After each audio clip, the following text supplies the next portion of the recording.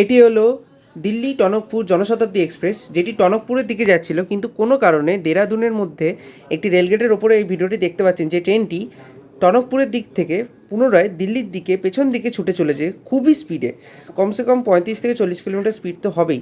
কোনো কারণে break failure হওয়ার কারণে এটি ঘটেছে।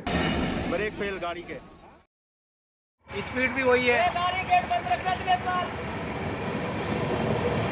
चलते रहो आराम से, घुमा आराम से।